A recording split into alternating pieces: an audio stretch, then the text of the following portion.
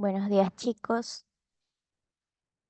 Bueno, el día de hoy vamos a tener el tema de las figuras literarias. Vamos a ver para qué sirven, qué son las figuras literarias. ¿Ok? Bueno, básicamente las figuras literarias, o también llamadas o conocidas como tropos o figuras retóricas, son una serie de giros del lenguaje que usualmente se emplean para embellecer el discurso, para deleitarse con el discurso, ¿ok? Eh, especialmente en el contexto de la oratoria y también de la literatura, alterando significativamente el modo común y cotidiano de emplear el idioma. Es decir, las figuras literarias se inventaron, fueron creadas para darle un sentido especial a lo que leemos, ¿verdad? A lo que escuchamos.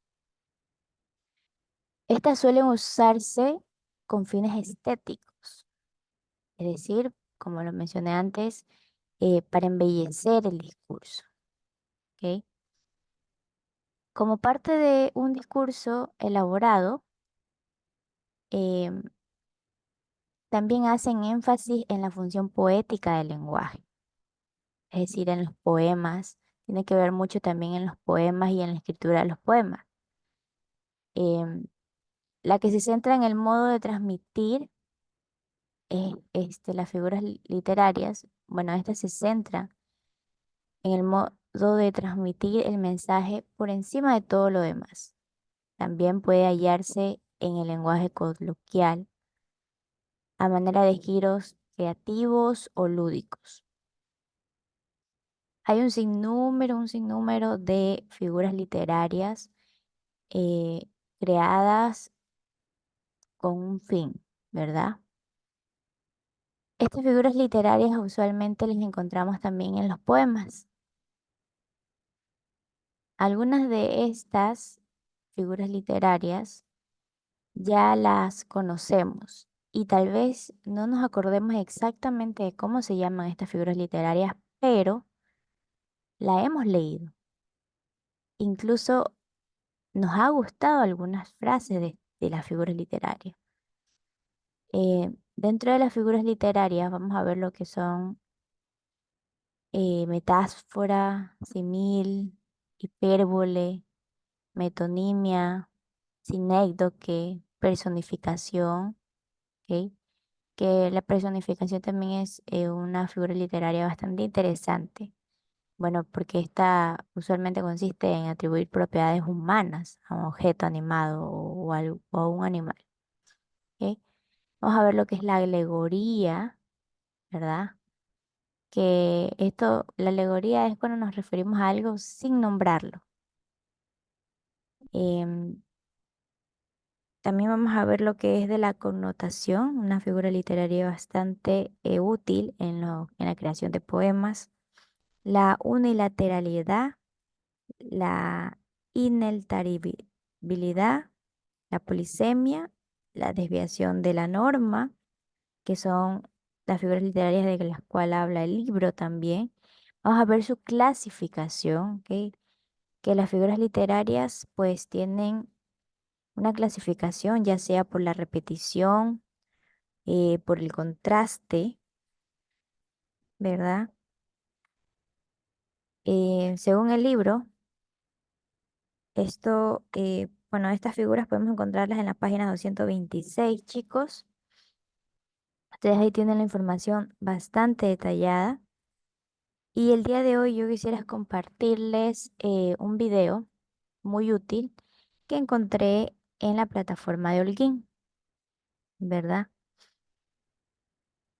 Y me gustaría compartirlo aprovechando que estamos de manera virtual, ya que usualmente en el curso pues no siempre tenemos acceso al proyector, entonces, y también el tiempo, ¿verdad? Entonces, me gustaría compartirles este video.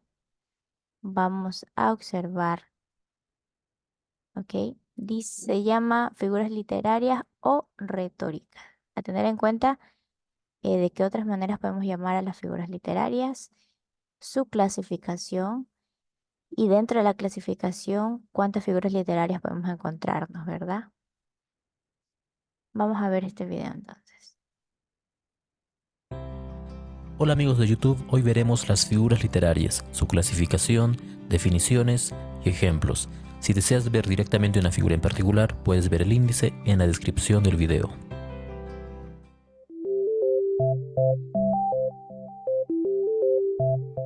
Las figuras literarias son recursos lingüísticos o de la palabra que los escritores utilizan para embellecer su obra y así brindar mayor expresividad al texto. Se clasifican en dos grupos, las de forma o dicción y las de significado o pensamiento. En las de dicción variamos la forma externa del lenguaje, es decir, la manera en que están distribuidas las palabras. En las figuras de pensamiento se modifica el significado de las palabras, ya que éstas designarán otra realidad. Existen más de 50 figuras literarias, hoy solo veremos las más importantes. Empecemos con este verso de Becker y veamos lo que sucede.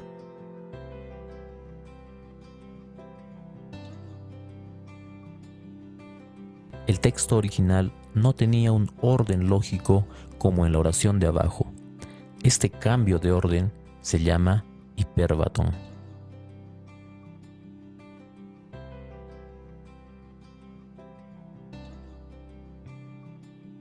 En este caso vemos cómo dos versos se contraponen con este juego de palabras entre camino y paz.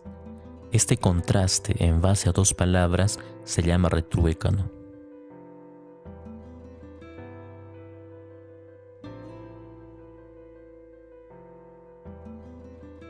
La aliteración es la repetición de un sonido varias veces. Por ejemplo, tenemos estos versos donde se repite la S, en este caso para imitar el zumbido de una abeja.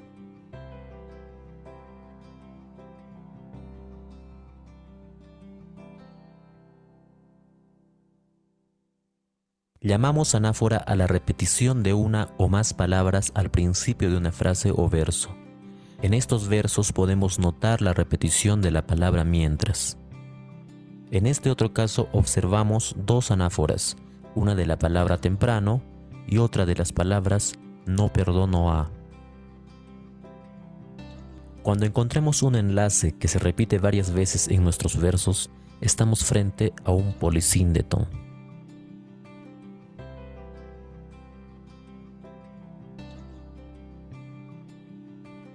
En estos versos, Juan Ramón Jiménez hace uso de un polisíndeton con la conjunción y.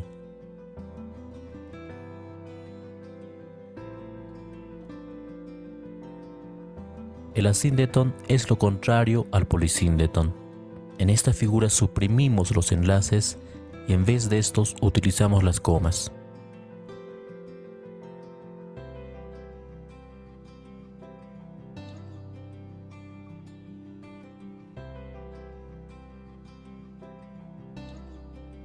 Pasemos a las figuras de significado.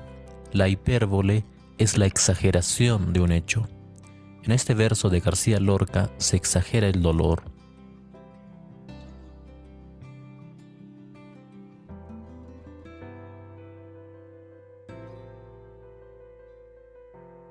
En el símil comparamos dos términos, utilizando las palabras como o parece.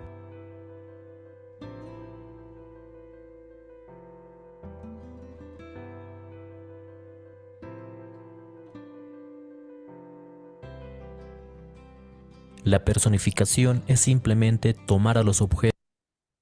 Si se dieron cuenta que al principio vimos lo que era la clasificación de las figuras literarias basadas en la repetición, ¿verdad? Dentro de ellas pudimos observar que teníamos exactamente la literación, la anáfora, el paralelismo y el polisíndeton. Tener en cuenta eso, chicos, que lo que acabo de mencionar son parte de las figuras literarias de repetición. Como si se tratara de personas. En estos ejemplos nombramos a la luna como si se tratara de una persona triste, o los vientos con un carácter enfurecido.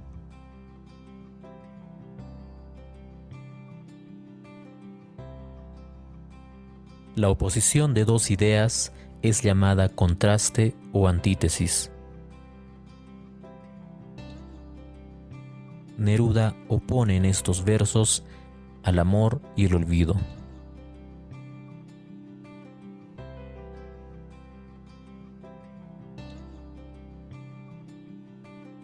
En la metonimia reemplazamos una palabra por otra que tenga una relación de causa-efecto o parte-todo. En este ejemplo hemos reemplazado a una persona por el instrumento que lo caracteriza. En este otro ejemplo se ha reemplazado una obra por el nombre del autor. El epíteto es complementar un sustantivo con un adjetivo que usualmente es sobreentendido, como cuando decimos noche oscura, nieve blanca o cielo azul. También encontramos epítetos para caracterizar algo, como en el caso de la Ilíada, al nombrar. Se observaron que decía noche oscura. Ujú. O sea, normalmente de ese color es la noche. Entonces, ya por ahí podemos ir diferenciando, de acuerdo a estos ejemplos, podemos ir diferenciando a qué se refiere cada una de las figuras literarias. Nombrar a Aquiles como el de los pies ligeros. La metáfora es cuando una palabra se expresa por medio de otra con la que guarda cierta relación de semejanza. Tenemos dos formas de cómo se presentan las metáforas, mediante el reemplazo y mediante la comparación de palabras unidas por el verbo ser. En este primer ejemplo reemplazamos la palabra dientes por perlas, ya que guardan cierta semejanza.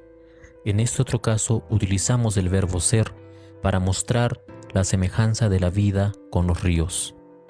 Veamos estos dos otros ejemplos. En el verso de Apolinaire se reemplaza multitud por rebaños, y en el verso de Antonio Machado se utiliza el verbo ser por la semejanza entre el sol y un globo de fuego, que es una ficción. He ahí la riqueza de la metáfora. Una pregunta recurrente nace a raíz de las similitudes entre metáfora, símil y metonimia. La metáfora resalta relaciones de semejanza, reemplazando o utilizando el verbo ser. El símil también resalta semejanzas, pero utilizando la palabra como o parece. Y la metonimia sustituye, al igual que la metáfora, a una palabra, pero en este caso no por su relación de semejanza, sino atendiendo a otras relaciones como en este verso, donde se utiliza la relación parte-todo cuando reemplazamos con la palabra ojos, que es una parte, a toda una persona. Gracias por ver este video, recuerda que el aprendizaje lo hace uno mismo. Si el video te ayudó, puedes darle like y suscribirte a este canal.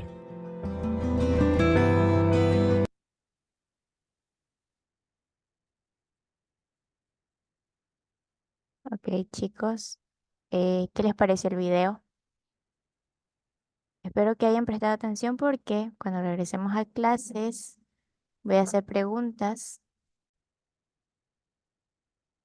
Ok, chicos, ustedes a veces han escuchado a hablar así a sus compañeros y decir algunas frases, ¿verdad? Y a veces le dicen dramático por lo que dicen, ¿verdad? O le dicen, ay, qué poeta, qué romántico, porque menciona alguna frase que se escucha bastante bien, se escucha bonito, ¿verdad? Entonces, quiere decir que este compañero le gusta las figuras literarias. A muchos de nosotros nos gustan las figuras literarias, incluso sin saberlo, ¿verdad? Incluso sin saberlo. Eh, bueno, las figuras literarias usualmente lo usan los poetas. ¿Por qué? Porque ellos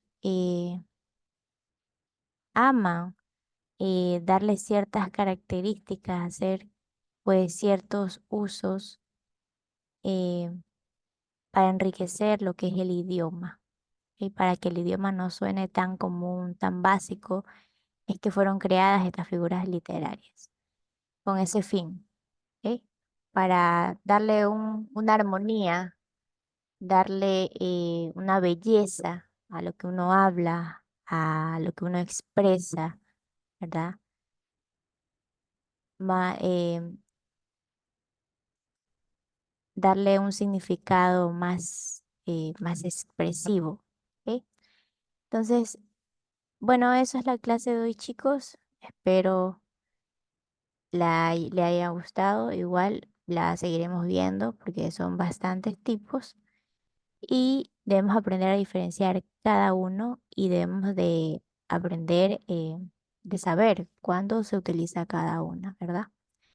De este día, en esta clase la hemos visto de manera general, con algunos ejemplos para que ustedes más o menos la vayan conociendo, ¿ok? Y bueno, eso sería la clase de hoy, chicos. Espero la hayan disfrutado y nos vemos hasta la siguiente clase. Bye bye, chicos.